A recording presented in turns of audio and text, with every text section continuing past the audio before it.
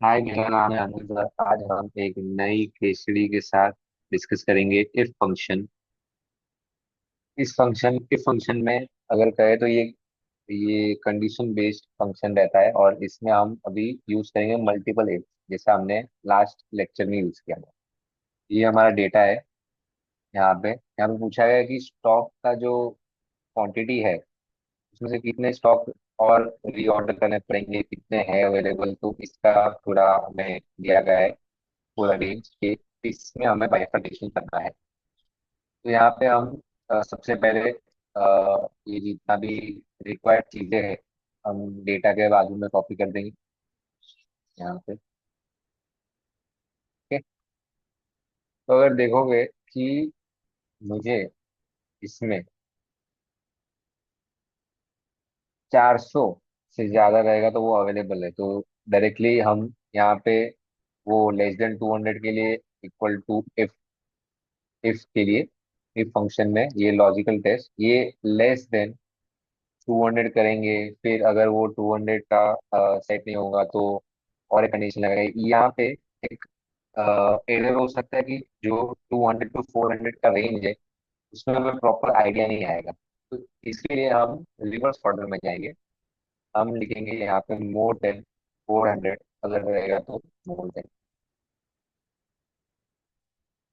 400 रहेगा तो वो अगर रहेगा तो हम लिखेंगे अवेलेबल,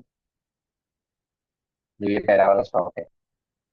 अगर वो कंडीशन मीट नहीं करता है, अब हम जब भी टेक्स्ट लिखेंगे तो डबल कोट्स में लिखते हैं। अगर ये कंडीशन फुलफिल नहीं करता है तो हम लिख देंगे ये लो स्टॉक है या नीड टू ऑर्डर, बट दो यहाँ पे और कंडीशंस डालने हैं। तो हम और एक इफ फंक्शन ऐड करेंगे, इफ एप। इसी सेल को हम सिलेक्ट करेंगे मोर देन। अभी अभी वो 200 से ज्यादा रहना चाहिए, 200 अगर रहेगा तो ये लो स्टॉक है, मतलब 200 to 400 का रेंज रहेगा। 400 से ज्यादा है वो तो अवेलेबल ही आ जाएगा डायरेक्टली, बट 200 से ज्यादा और 400 तक वो लो स्टॉक रहेगा, तो यहाँ पे लिखेंगे लो स्टॉक। ओके, और एक कंडीशन डालना है। अभी इसके लिए और एक फंक्शन ऐड करने की हमें जरूरत नहीं है क्योंकि ये लास्ट कंडीशन है। लास्ट कंडीशन में क्या है, यहाँ पे नीड टू री ऑर्डर, तो यहाँ पे लिख देंगे need to reorder, double quotes में वर्ड्स सब डबल कोट्स में यहाँ पे। और पहला ब्रैकेट क्लोज करेंगे और एक ब्रैकेट आएगा जो मेन इफ फंक्शन है उसका, और एक ब्रैकेट क्लोज करेंगे, करेंगे एंटर, तो हमें आ जाएगा आंसर अवेलेबल। और यही चीज हम सैम्पलिंग बेसिस में अगर कॉपी पेस्ट करें तो अगर देखो तो यहाँ पे मोर देन 400 लिखा हुआ है, 200, ये एग्जैक्ट अमाउंट्स में हम देखते हैं क्या आंसर आएगा। तो 200 है तो 200 के लिए ये लो स्टॉक होना चाहिए। अगर हमारा फॉर्मूला राइट है तो यहाँ पे लो स्टॉक आना चाहिए। यहाँ पे फॉर्मूला गलत है क्योंकि लेस देन 200, तो मोर देन 200 के लिए या लेस देन इक्वल टू, वो थोड़ा रेंज का थोड़ा प्रॉब्लम हो गया है यहाँ पे। यहाँ पे हम लिखेंगे मोर देन इक्वल टू 200। यहाँ पे जैसा हम लिखेंगे मोर देन इक्वल टू 200, 200 या उससे ज्यादा, और लेस देन 200 रहेगा तो वो उसके जो नीड टू रीऑर्डर है वो क्राइटेरिया में आ जाएगा, करेंगे हम एंटर। यही सेम फॉर्मूला हम कॉपी इस करेंगे। देखो दो स्टॉक हो गया।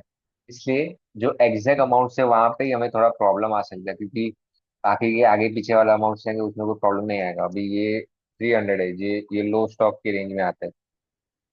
देखा, कॉपी पेस्ट। और एक अगर 400 वाला हमें मिल जाए, 400 के लिए क्या था कि 400 रहेगा तो वो लो स्टॉक है, 400 रहेगा तो वो लो स्टॉक, और मोर देन 400 तो अवेलेबल आना चाहिए।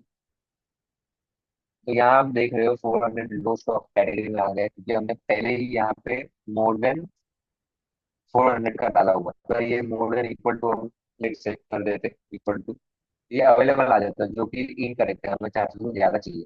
हम कंट्रोल जेड करेंगे तो ये हमें आंसर दे देगा। सेम अभी फॉर्मूला जो है सब जगह पे कॉपी शिफ्ट और एरो की सिलेक्ट करेंगे और कर देंगे पेस्ट, तो ये हमारा आंसर आ जाएगा जो है हमारा रिक्वायर्ड स्टॉक का डिटेल्स। तो यहाँ पे हमने सीखा नेस्टेड इफ फंक्शन, इसे नेस्टेड इफ कहते हैं, मल्टीपल इफ कह लो, जो भी रहता है।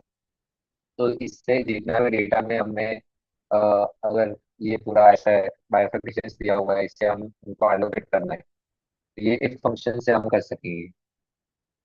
तो इस केस स्टडी के लिए, इस लेक्चर के लिए इतना ही। और फंक्शंस और फॉर्मूलाज हम नेक्स्ट लेक्चर में सीखेंगे। Thank you so much.